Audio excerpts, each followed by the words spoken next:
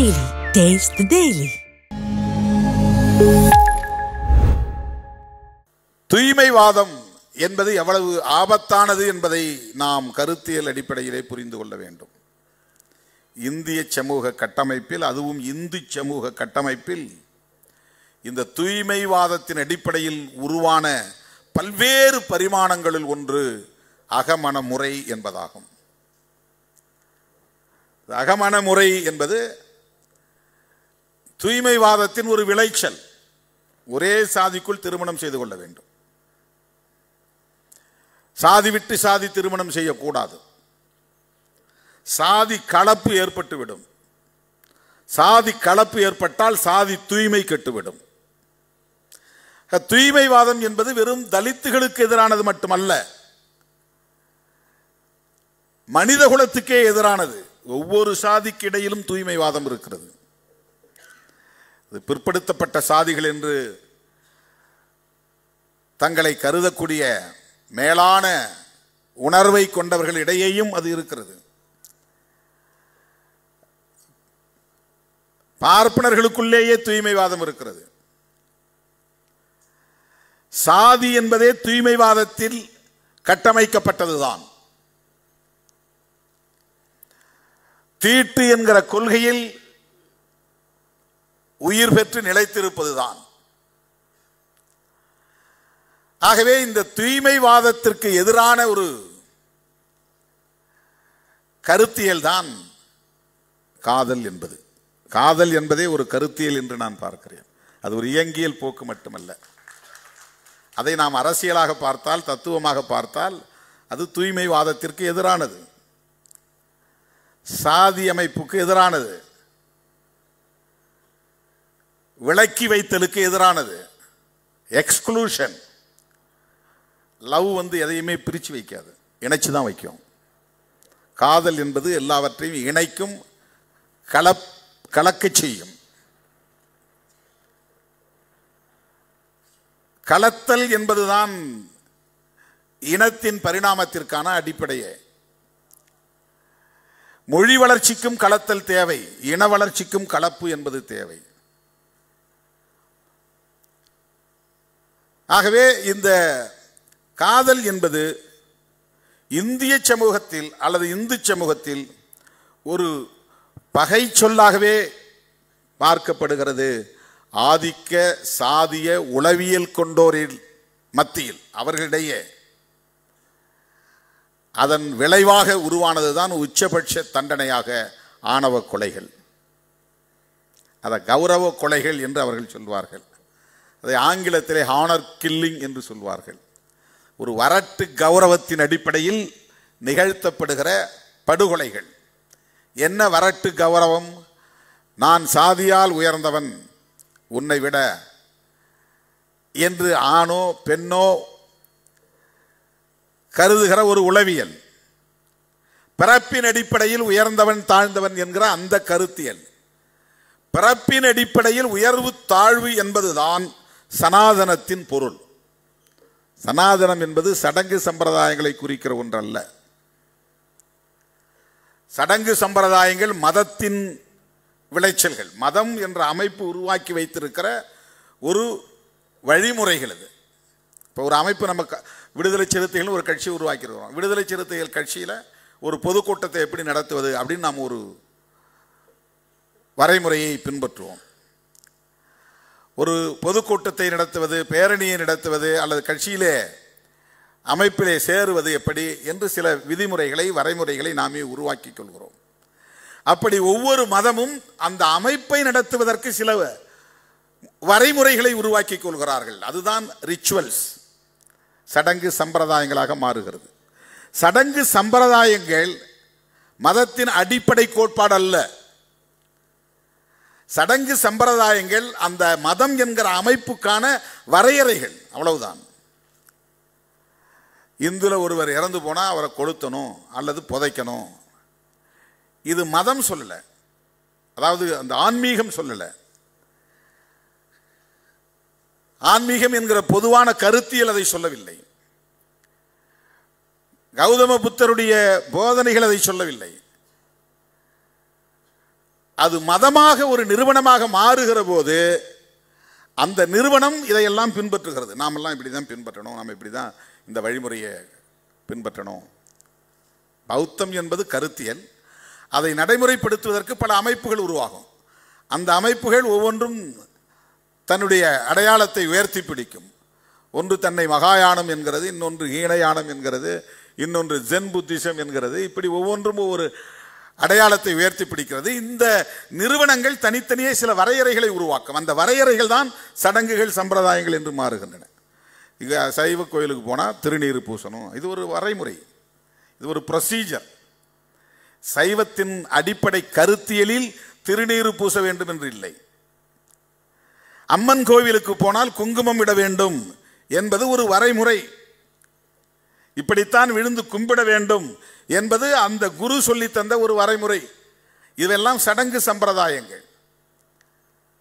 ஆனால் அடிப்படையான கருத்தியல் என்பது என்ன? உலகத்தில் தோன்றிய எல்லா மதங்களுமே அல்லது மதத்தின்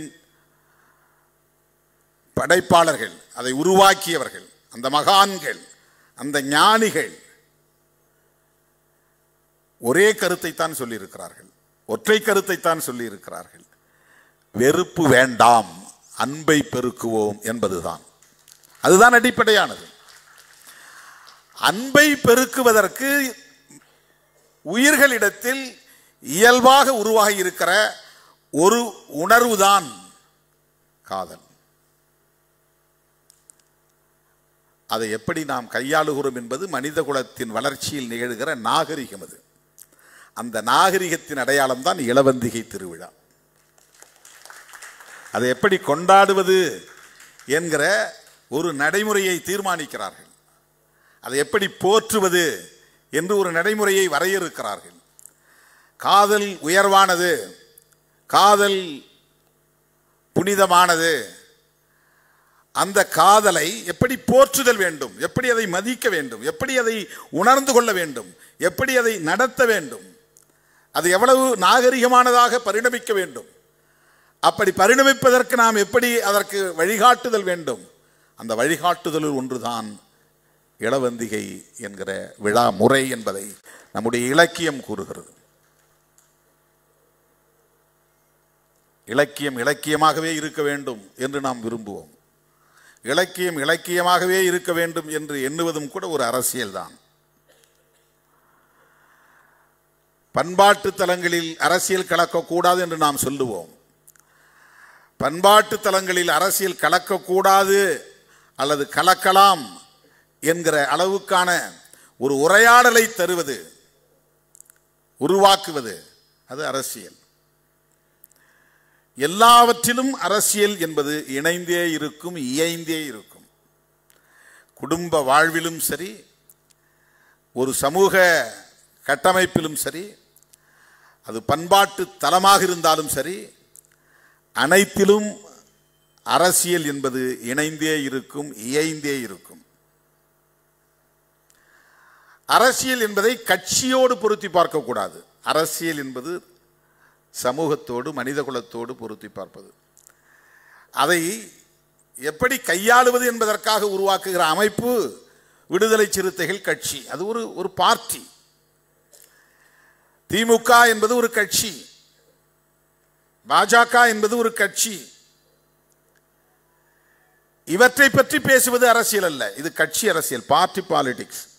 அவங்களுடைய கொள்கை என்ன, அவங்களுடைய செயல் திட்டங்கள் என்ன, அவங்களுடைய போராட்டங்கள் என்ன, அவருடைய அணுகுமுறைகள் என்ன, அவர்கள் எதை முன்னிறுத்துகிறார்கள், எதை உயர்த்தி பிடிக்கிறார்கள், எதற்கு அவர்கள் முக்கியத்துவம் தருகிறார்கள், முதன்மைத்துவம் தருகிறார்கள், இவையெல்லாம் கட்சி அரசியல்.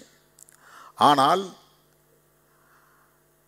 மனித குலத்தின் பண்பாடு இப்படி இந்த திசை வழியில் பயணிக்க வேண்டும் என்று தீர்மானிப்பது மனித குலத்தின் இயல்பான போக்குகளில் ஒன்றாகவும் இருக்கிறது. அது கட்சி அரசியலாக மட்டுமில்லை. கட்சி அரசியலெல்லாம் தோன்றாத காலத்திலே மனித குலத்தில் இந்த போக்குகள் நீடித்திருக்கின்றன. திருமணம் எப்படி செய்து கொள்வது என்பதை எந்த கட்சியும் அவர்களுக்கு வரையறுத்து தரவில்லை, அல்லது அரசும் வரையறுத்து தரவில்லை. அதற்கு முன்னதாகவே அவர்களே அதை உருவாக்கி கொள்கிறார்கள். ஏன் 2 பேரும் சேர்ந்து வாழ்வோம் அப்படின்னு முடிவு பண்ணுறது கூட ஒரு அரசியல் தான். 4 பேரை கூட்டி வச்சு எல்லாரையும் சாட்சியாக வச்சு சேர்ந்து வாழ்வோம் அப்படிங்கிறது ஒரு அரசியல் தான். இப்படி வாழ்ந்தா போதாது, ஒரு அடையாளம் வேணும், கழுத்தில் ஒரு மஞ்சள் கயிறை கட்டு அப்படின்னு மக்களே முடிவு பண்ணியிருப்பாங்க. இது வந்து ஒரு கட்சி முடிவு பண்ணியிருக்காது, ஒரு அரசாங்கம் முடிவு பண்ணியிருக்காது, ஒரு தலைவர் முடிவு பண்ணியிருக்க மாட்டார், ஒரு மன்னன் முடிவு பண்ணியிருக்க மாட்டார். இது சமூகமே முடிவு பண்ணியிருக்கும். ஏன் தாலியை கட்டணும், ஒரு மஞ்சள் கயிறை கட்டணும்? இதற்கான விடை தேடுகிற போது நமக்கு அது ஒரு அரசியல் என்பதை புரிந்து கொள்ள முடியும். அதுதான் அரசியல். இதை வைத்து தங்களுடைய கருத்தின் அடிப்படையிலே காய்களை நகர்த்துவது கட்சி அரசியல். காதலை நாடக காதல் என்று சொல்லுவது அரசியல், கட்சி அரசியல், நாடக அரசியல். இவ்வாறான சூழலில் இளவந்திகை போன்ற திருவிழாக்களை நாம் நடத்துவது, நீங்கள் டிஷர்ட் போட்டுக்கொள்ளுங்கள், கூலிங் கிளாஸ் அணிந்து கொள்ளுங்கள், ஜீன்ஸ் பேண்ட் போட்டுக்கொள்ளுங்கள் என்று பரப்புகிற அவதூறுகளை போன்றதல்ல. அது எவ்வளவு அயோக்கியத்தனமான ஒரு விமர்சனம்! அது பெற்ற பிள்ளைகளையே கொச்சைப்படுத்துகிற ஒரு விமர்சனம். அது ஒருத்தன் டிஷர்ட் போட்டு வந்து நின்னானா உடனே பெண் பிள்ளைகள் அவனை பார்த்து பின்னால் போய்விடும் என்பதை போன்ற ஒரு தோற்றத்தை உருவாக்குகிறார்கள். எல்லாம் ஜீன்ஸ் போட்டு வந்து நிற்கிறான், டிஷர்ட் போட்டு நிற்கிறான், கூலிங் கிளாஸ் போட்டு நிற்கிறான், அப்படி நின்றுட்டா பிள்ளைங்க போயிடுவாங்களா?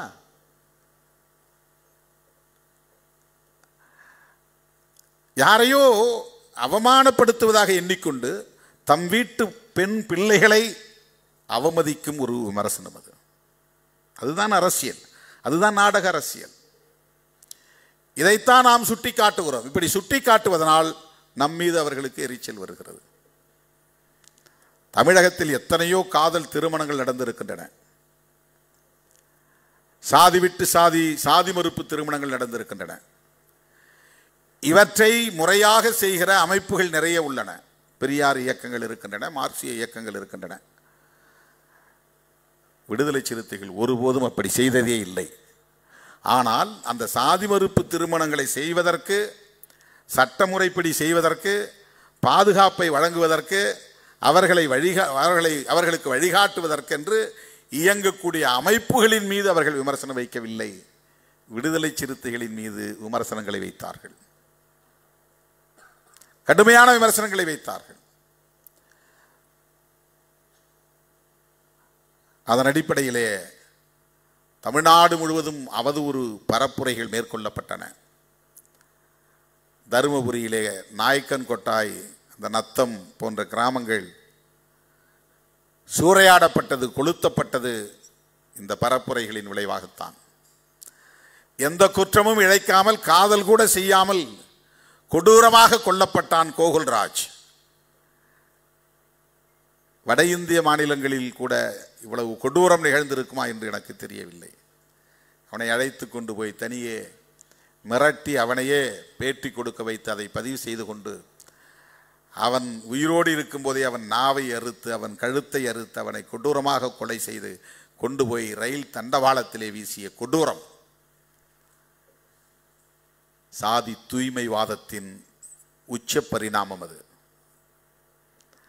தீட்டு கொள்கையின் ஒரு தீய விளைச்சல். அது ஆகவேதான் சமத்துவம் வேண்டும் என்கிற ஒரு கருத்தியலை உயர்த்தி பிடித்தார் கௌதம புத்தர். பௌத்தம் என்பது என்ன? அது ஒரு சமத்துவ கோட்பாடு, அவ்வளவுதான். அதில் கோவில் கிடையாது, விக்கிரகம் கிடையாது, வழிபாட்டு முறைகள் கிடையாது, சடங்கு சம்பிரதாயங்கள் கிடையாது. அது எதையுமே கௌதம புத்தர் போதிக்கவில்லை. மனித குலத்தில் சமத்துவம் வேண்டும், சமத்துவம் வேண்டுமானால் சகோதரத்துவம் வேண்டும், சகோதரத்துவம் வேண்டுமானால் சுதந்திரம் வேண்டும். சுதந்திரம், சகோதரத்துவம், சமத்துவம். சுதந்திரம், சமத்துவம், சகோதரத்துவம், இதுதான் பௌத்தம். இதை பரப்புவதற்கு உருவான அமைப்புகள் மதங்களாக மாறிவிட்டன. அந்த மதங்கள் கௌதம புத்தரையே கடவுளாக்கிவிட்டன. கௌதம புத்தர் கடவுள் கிடையாது. மனிதராய் பிறந்தார், 80 வயது வரையில் வாழ்ந்தார், நம்மை போல் சராசரியாக உண்டார், படுத்தார், உறங்கினார், நோயுற்று காலமானார். ஆனால் மனித வாழ்வியலை உணர்ந்து அந்த வாழ்வியலை மனித குலத்துக்கே போதனைகளாக வழங்கினார். அவ்வளவுதான். எனது அருமை தோழர்களே, இவற்றையெல்லாம் நாம் முன்னிறுத்துகிற போது நம்மை பலரும் சீண்டுவார்கள், தூண்டுவார்கள். கோபநயினார் என்று நாம் ஒரு நகைச்சுவைக்காக சொன்னோம். கோபம் எல்லோருக்கும் வேண்டும், எப்போதும் வேண்டும். அது நீர்த்து போகக்கூடாது. கோபம் இல்லை என்றால் அநீதிகளை அழிக்க முடியாது. கோபம் இல்லை என்றால் நீதியை வென்றெடுக்க முடியாது. கோபம் இல்லை என்றால் போராட முடியாது. கோபம் இல்லை என்றால் ஆதிக்கத்தை எதிர்த்து நிற்க முடியாது. கோபம் தேவை. ஆனால் அதை எப்படி கையாளுவது என்பதில் தான் பிரச்சனை. அதை சேமித்து வைக்கக்கூடிய வல்லமை நமக்கு தேவை. அதை நினைச்ச நேரத்தெல்லாம் எடுத்து செலவு பண்ணக்கூடாது, வீண் செலவு பண்ணக்கூடாது, விரயம் செய்யக்கூடாது. அது ஒரு உணர்ச்சி தான். கோபம் என்பது ஒரு உணர்ச்சி தான். நமக்கு அது தேவைப்படுது. கண்டவங்கிட்டலாம் செலவு பண்ணிட்டோம்னாக்கா உண்மையான எதிரி அடிக்கிற நேரத்தில் இல்லாமல் போயிடும். மோசமான எதிரி அடிக்கும் போது நம்மகிட்ட இல்லாமல் செலவாகி போயிடும். அந்த உணர்ச்சியை சேமித்து வைப்பது என்பது ஒரு ஆளுமை, அது ஒரு பர்சனாலிட்டி. அதை எப்போது எங்கே செலவிட வேண்டும், யாருக்கு எதிராக செலவிட வேண்டும் என்பது ஒரு லீடர்ஷிப், அது ஒரு தலைமைத்துவ ஆளுமை. அது எல்லார்ட்டையும் சண்டை போட்டு கிடக்கூடாது, நினைச்சதுக்கெல்லாம் விளக்கம் கொடுத்துட்டு இருக்கக்கூடாது. உன்னை விட 10 மடங்கு வலிமை மிக்கவனை உன் எதிரியாக நினைத்து அவனோடு சண்டை போட வேண்டும். உன்னை விட எல்லா வகையிலும் 100 மடங்கு 1000 மடங்கு எவன் வலிமையானவனோ அவனை வீழ்த்த வேண்டும். உண்மையாக மனித குலத்தின் பகை எதுவோ அந்த பகையை வேறறுப்பதற்கு நமக்கு வலிமை தேவை. வலிமை என்பது கோபமாகவும் இருக்கும். வலிமைங்கிறது கோபமாகவும் தான் இருக்கும். எல்லாம் இருந்தும் கோபம் இல்லைன்னா நீ ஒண்ணுமே பண்ண முடியாது. எல்லா உணர்ச்சிகளும் தேவை. உணர்ச்சிகளை எவ்வாறு கையாளுவது என்பது ஒரு அறிவாண்மை. அறிவும் உணர்ச்சியும் சேர்ந்ததுதான் ஆளுமை, அதுதான் பர்சனாலிட்டி. ஒருத்தர் என்ன இப்படி இந்த வார்த்தையை சொல்லி திட்டினா உடனே நான் அதை விட 10 தடவை திட்டேன் அப்படின்னா நீ சரியான ஸ்ட்ராட்டஜியை கையாளவில்லை என்று பொருள்.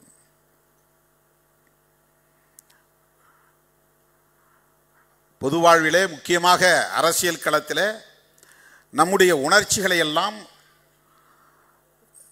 நீர்த்து போக விடாமல் பாதுகாக்க வேண்டும், அடைகாக்க வேண்டும்.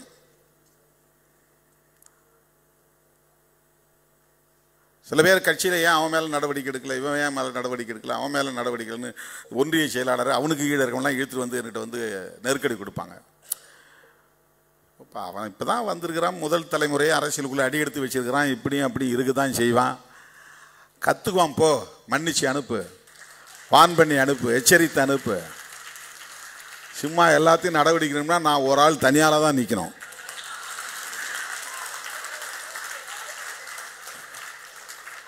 நான் உணர்ச்சியை உடனே கோபத்தை காட்டி யார் பார் நான் தலைவர், என் கீழே தான் நீ அப்படின்னு நான் பொதுச் செயலாளரை நீக்கிறேன், துணை பொதுச் செயலாளரை நீக்கிறேன் அப்படின்னு எல்லாரையும் நீக்கிறதுக்கு நிறைய கிரவுண்ட்ஸ் இருக்குது.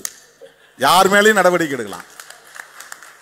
ஒவ்வொருத்த மேலும் நடவடிக்கை எடுக்கிறதுக்கு நிறைய கிரவுண்ட்ஸ் இருக்குது, ஆதாரங்கள் இருக்குது. இவர் மேலே நடவடிக்கை எடுக்கணுமா இப்போவே நான் நடவடிக்கை எடுக்க முடியும், அவர் மேலே நடவடிக்கை எடுக்கணுமா அதுக்கு நிறைய ஆதாரங்கள் இருக்குது.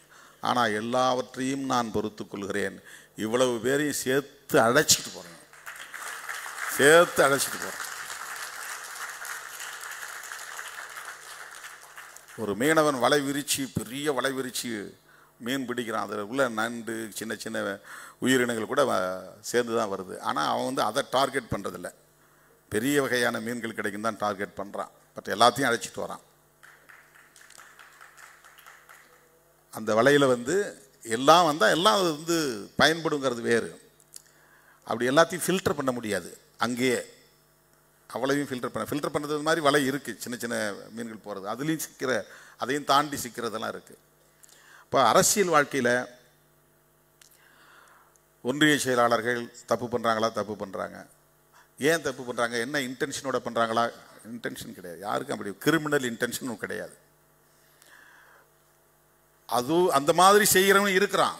அதாவது இந்த தலைமையை பயன்படுத்துறது, கட்சியை பயன்படுத்துறது, அது இந்த அதிகாரத்தை பயன்படுத்துறது, அதன் மூலமாக தப்பு செய்யறதுக்குன்னு சில பேர் வரான். அது ரொம்ப ரொம்ப ரொம்ப நெக்லிஜிபிள் பர்சன்டேஜ் தான். 1%, 1.5%, 2% தான் இருப்பான். செய்ய தெரியாமல் செஞ்சு ஈகோவில் சண்டை போட்டுக்கிறது, பேச தெரியாமல் பேசுறது, என்னை சீண்டிட்டியா, நான் பார் யார் அப்படின்னு காட்டுறது. இது கொள்கை அடிப்படையில் வர்ற சண்டை இல்லை. இப்போ இந்த இடங்களில் கோபத்தை நாம் எப்படி செலவிடுவது என்பது முக்கியமானது.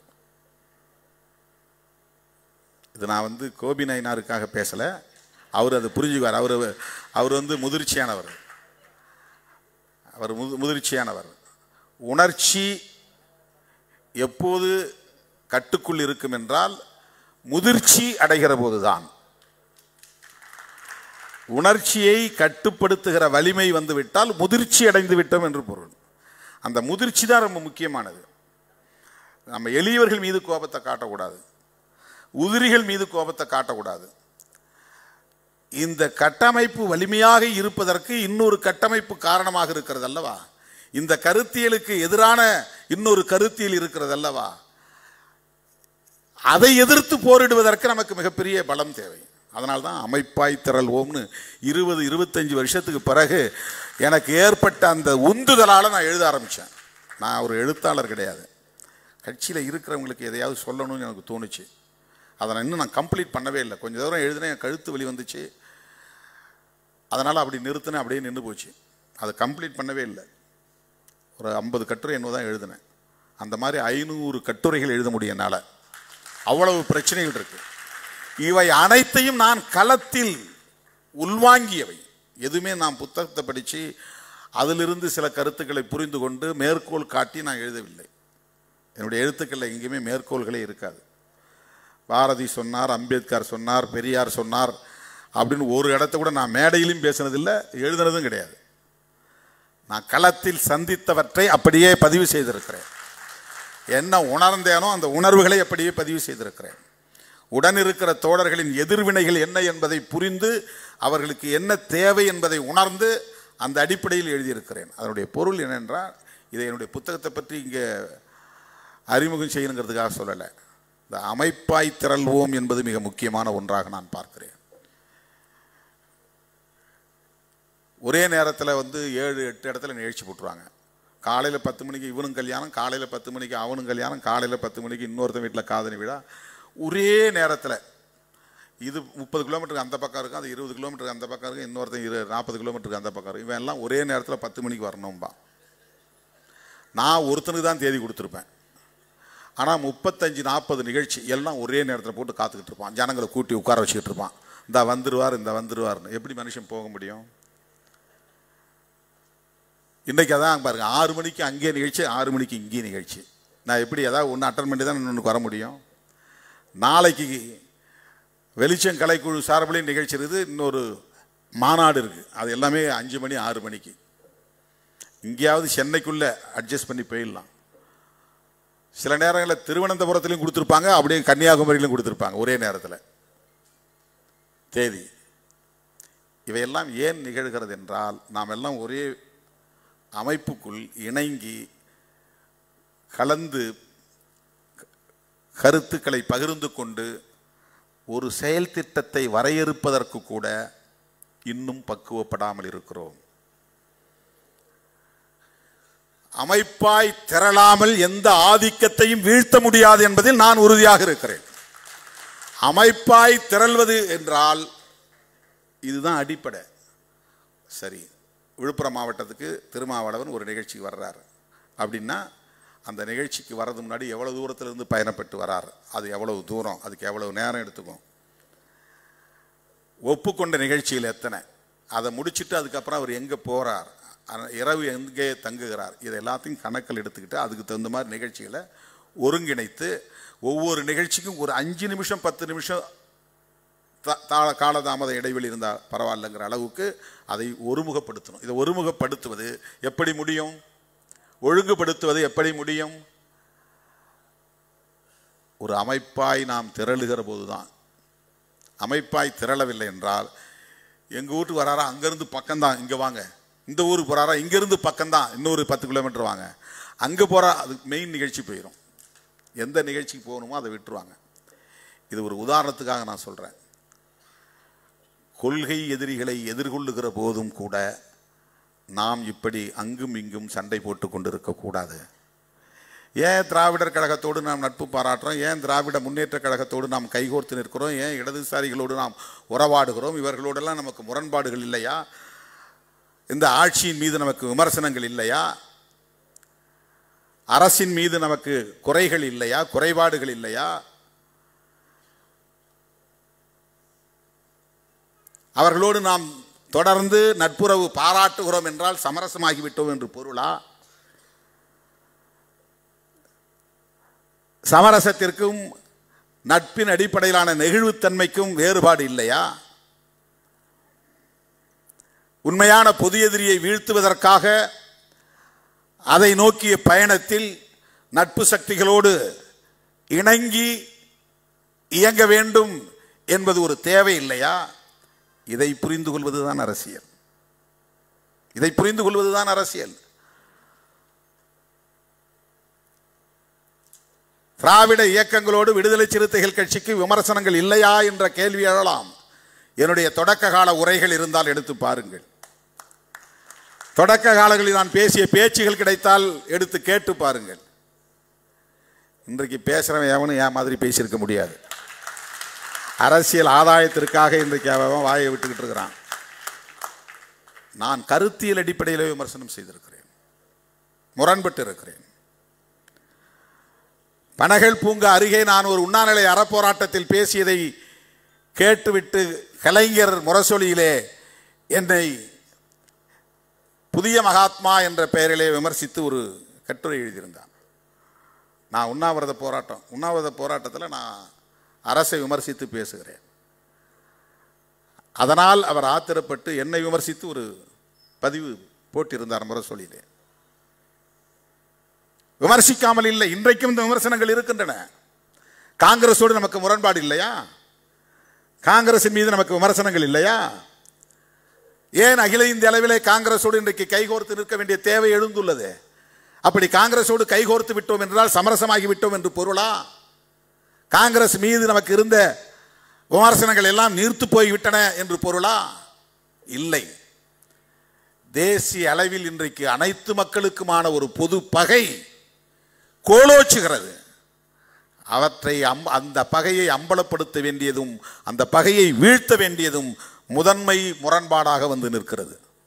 எண்ணற்ற முரண்பாடுகள் இருக்கலாம், அதில் எது பிரைமரி, எது முதன்மை முரண்பாடு, அதை முன்னிறுத்துவதில் தான் பிரச்சனைகள், நமக்கு இடையிலே முரண்பாடுகள். திராவிடர் கழகத்தில் எவனோ ஒருத்தன் சமூக வலைத்தளத்தில் எழுதுறான்னா அதுக்காக ஐயா ஆசிரியர் வீரமணி அவர்கள் கொடுத்த விருதை திரும்பி தரக்கூடாது. கோபி நயினார் அப்படி சொன்னதை திரும்ப பெற்றுக்கொள்ள வேண்டும். அது திராவிடர் கழகம் செய்திருக்கிற சிறப்பு. அது உங்களுடைய உழைப்புக்கு தந்திருக்கிற மரியாதை. அது வேற நேரத்தில் தரப்பட்ட ஒன்று, வேற பொருளில் தரப்பட்ட ஒன்று, வேறு பரிமாணத்தில் வழங்கப்பட்ட ஒன்று. எவனோ இன்னைக்கு எழுதுறாங்கிறதுக்காக அதுக்காகலாம் வந்து திமுகவில் இருக்கிறவன் நம்மளை விமர்சிக்காமல் இருக்கிறானா? இன்னைக்கு நான் இப்போ பேசிக்கிட்டே இருப்பேன், கீழே எவனாவது எழுதிட்டு இருப்பான், அவனை எழுதும். அது அவனுக்கு அவனுடைய பிறப்பு அடிப்படையில் அவனுக்கு ஊட்டப்பட்டு இருக்கிற காழ்ப்பு. அது அவன் அந்த கட்சியில் இருக்கிறான்றதுனால உடனே நம்மளை ஆதரிப்பான்லாம் அர்த்தம் கிடையாது. திராவிட கழகத்தில் இருக்கிறவன் எல்லாமே ஆசிரியர் வீரமணி அவர்களைப் போல முதிர்ச்சியாக அணுகுவான் என்று எப்படி நீங்கள் எதிர்பார்க்கிறீர்கள்? அப்படி இருக்க முடியாது, வாய்ப்பில்லை. நம்ம கட்சியை சார்ந்த ஒரு போராளி என்பதால் இதையெல்லாம் வெளிப்படையாக பேசுகிறேன். கோபி அவர்கள் சொன்னதை திரும்ப பெற்றுக்கொள்ள வேண்டும். அந்த விருதினை திரும்ப தருவேன் என்று சொல்லுவது எந்த வகையிலும் ஏற்புடையதல்ல. எனது அருமை தோழர்களே, நான் சுருக்கமாக முடிக்கிறேன் என்று சொல்லி நெடுநேரம் எடுத்துக்கொண்டேன், பொறுத்தருள வேண்டும். இங்கே வந்திருக்கிற ஆளுமைகள் ஒவ்வொருவரும் ஒவ்வொரு தளத்தில் சாதனை படைத்த மகத்தான ஆளுமைகள்.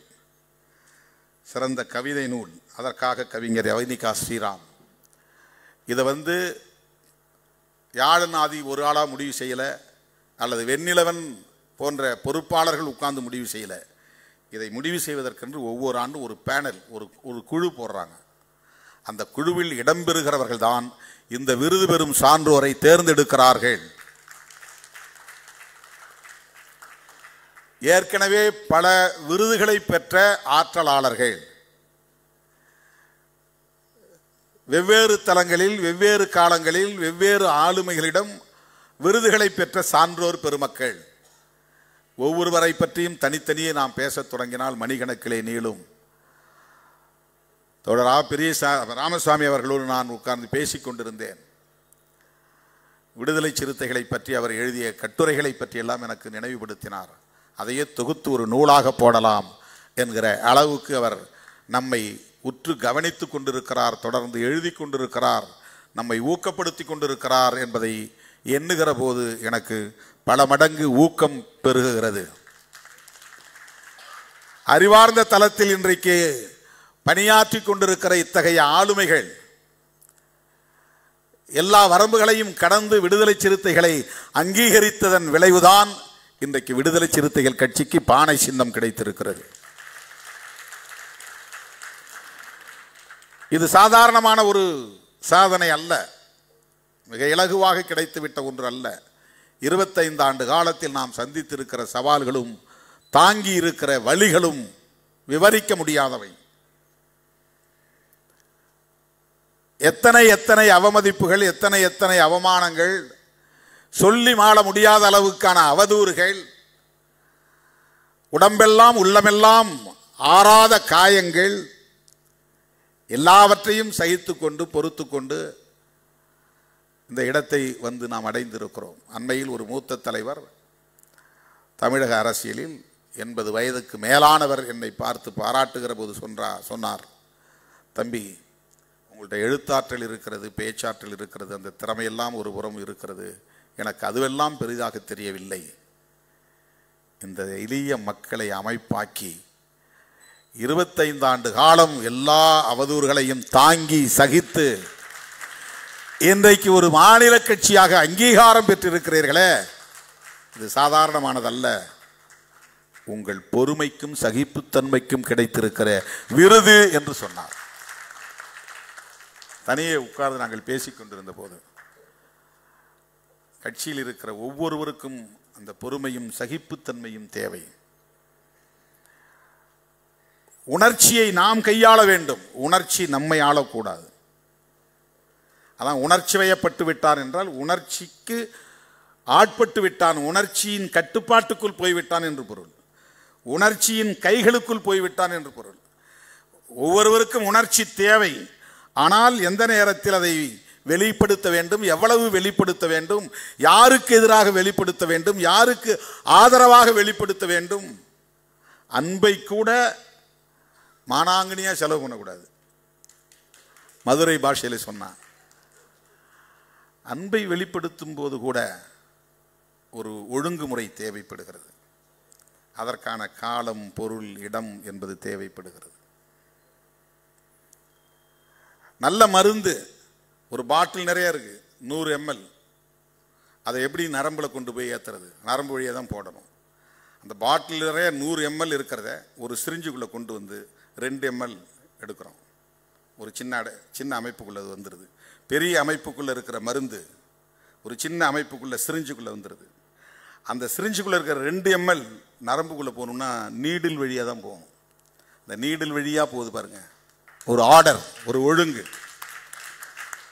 ஒரு ஸ்பெசிஃபிக்காக ஒன்றை நோக்கி போகிற போது பாட்டில் இருக்கிற மாதிரி ஆவுன்னு கிடக்கக்கூடாது. அது பாட்டில் இருக்கிற மருந்து இருக்கிற மாதிரி இருக்க முடியாது. லிபரலாக சிரிஞ்சுக்குள்ளே வர்ற மாதிரி வரணும். அப்போ ஒரு லிமிட்டடாக தான் வர முடியும். சிரிஞ்சுக்குள்ள இருக்கிற அந்த மருந்து நீடில் வழியாக போகும்போது எவ்வளவு மயிரிழையில் போகிறது. அந்த மயிரிழையில் போனால்தான் நரம்புக்குள்ளே நுழைய முடியும். அதுதான் ஃபோக்கஸ். ஒரு குறிப்பான ஒரு இலக்கின் மீது ஒன்றை நிகழ்த்துகிற போது இப்படித்தான் ஒழுங்குபடுத்தி செல்ல வேண்டிய தேவை இருக்கிறது. இந்த ஒழுங்குதான் டிசிப்ளின் என்பதை விட ஆர்டர் என்பது இந்த இடத்திலே புரிந்து கொள்ள வேண்டிய ஒன்று. ஒழுங்குமுறை, அதுக்குதான் அமைப்பு தேவை. பாட்டில் என்பது ஒரு அமைப்பு, சிரிஞ்சி என்பது ஒரு அமைப்பு, நீடில் என்பது ஒரு அமைப்பு. அது இருந்ததால் தான் அந்த மருந்தை நம் நரம்பு வழியே அனுப்ப முடிந்தது, நோயை குணப்படுத்த முடிந்தது. அதை போல பாட்டில் இருக்கிற ஆத்திரம், கோபம் சிரிஞ்சுக்குள்ளே வருகிற போது ஒரு கட்டுக்குள்ளே இருக்க வேண்டும். கட்டுக்குள்ளே இருக்கிற அந்த கோபம் நீடில் வழியே போக வேண்டும். அதுதான் மிக முக்கியமானது. அரசியலில் இவையெல்லாம் நாம் அறிந்து கொள்வது ஒவ்வொரு பண்பாட்டு தளத்திலும் சமூக தளத்திலும் கற்றுக்கொள்வதன் மூலம்தான் அது முடியும். அவற்றை கற்றுக்கொண்டு அதிலே தேர்ச்சி பெற்றவர்கள் இங்கே சான்றோர்களாக, சான்றோர் என்றால் எடுத்துக்காட்டானவர்கள். சான்றுன்னா என்ன? எடுத்துக்காட்டுன்னு அர்த்தம். சான்றோர்னா எடுத்துக்காட்டானவர்கள். சிறுகதை எழுதுவதில் இவர் சான்று, சான்றோர். ஒரு ஆப்ஜெக்ட் அதை சான்றுன்னு சொல்றோம், எவிடன்ஸ் சொல்றோம். அது மனிதனாக இருந்தால் சான்றோர்னு சொல்றோம், அவ்வளவுதான். அப்போ சிறுகதை எழுதுவது, திரைப்படம் இயக்குவது, கதை சொல்லுவது, நாவல் புதினம் எழுதுவது, கட்டுரைகள் எழுதுவது, விமர்சனங்களை முன்வைப்பது, கருத்தியல் சார்பிலே விவாதிப்பது, இதில் தேர்ச்சி பெற்றவர்கள். இந்த அறிவார்ந்த தளத்திலே இருக்கிற இப்படிப்பட்ட ஆளுமைகளின் துணையோடு தான் நாம் எதையும் சாதிக்க முடியும் என்கிற புரிதலோடு இன்றைக்கு விடைபெறுவோம். அனைவருக்கும், விருது பெற்ற சான்றோர் அனைவருக்கும் என்னுடைய மனமார்ந்த வாழ்த்துக்கள். இந்த ஒருங்கிணைப்பை வெற்றிகரமாக செய்து முடித்திருக்கிற யாழன் ஆதி உள்ளிட்ட அனைவருக்கும் என்னுடைய பாராட்டுகள். நன்றி, வணக்கம்.